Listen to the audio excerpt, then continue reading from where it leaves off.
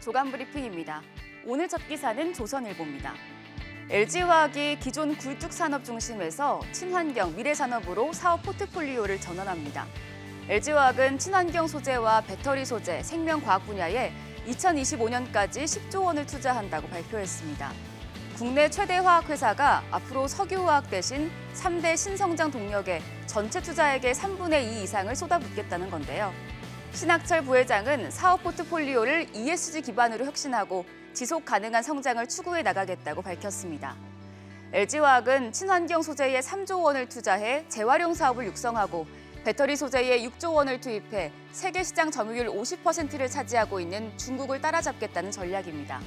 또 생명과학 분야에는 1조 원을 들여 2030년까지 신약을 2개 이상 보유한 글로벌 회사로 도약해 미국과 유럽에 진출하겠다고 발표했습니다. 이어서 두 번째 기사는 매일경제신문입니다.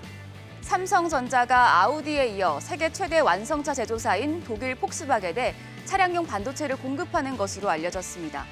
업계에 따르면 삼성전자 시스템 LSI 사업부는 올 초부터 폭스바겐 완성차 모델에 회사의 최신 시스템 반도체 제품인 엑시노스 오토를 공급하고 있습니다. 엑시노스 오토는 삼성전자가 차량용 반도체 전용 브랜드로 처음 출시한 작품으로 차량용 인포테인먼트 시스템에 적용될 두뇌 역할을 담당합니다. 삼성전자는 차량용 반도체를 미래 먹거리의 하나로 점찍고 육성하는 데 주력하고 있는데요.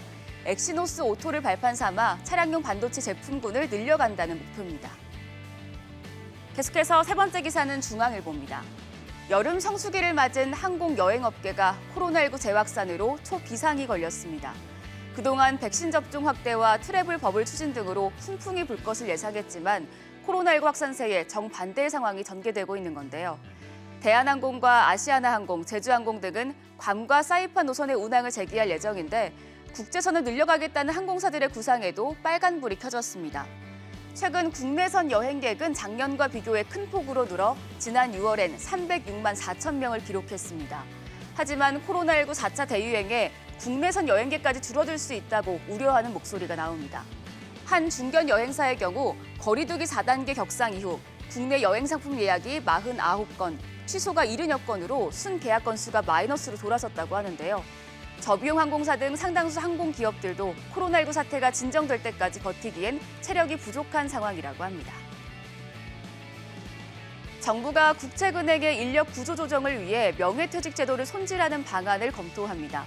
기업은행과 산업은행, 수출입은행 등은 2015년 이후 조기 퇴직자가 없어 임금 피크제 적응 직원 비중이 급증하고 있다는데요.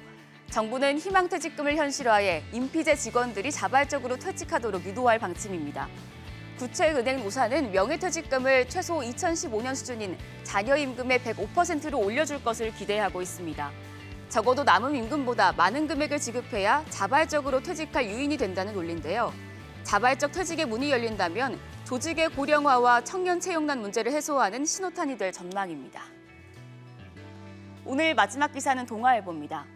온라인 동영상 서비스 OTT들이 대형 스포츠 이벤트 중계에 앞다퉈 나서고 있습니다. CJ ENM이 운영하는 OTT 티빙이 2020 유럽 축구 선수권 대회 중계와 다시 보기 서비스를 OTT로 독점 제공한 데 이어 8월 개막을 앞둔 독일 프로축구 분데스리가 국내 독점 중계권을 확보했습니다. 쿠팡의 OTT 쿠팡 플레이도 출시 이후 국가대표 축구 대표팀 월드컵 예선과 2021 코파 아메리카를 중계한 데 이어 오는 16일 예정된 올림픽 남자 축구 대표팀 경기도 독점 중계할 예정입니다. 고정 팬층을 가진 스포츠 중계를 통해 그동안 OTT에 관심이 없었던 2030 남성 등 다양한 시청자를 끌어들이려는 포석이 깔려 있는데요. 다만 대회 이후에도 이용자를 붙잡아 놓는 게 숙제로 남아 있습니다. 한편 일각에서는 유료 가입자만 시청할 수 있는 OTT가 스포츠 경기를 독점 중계하는 건 국민의 시청권을 침해할 수 있다는 비판이 나옵니다. 지금까지 조간 브리핑이었습니다.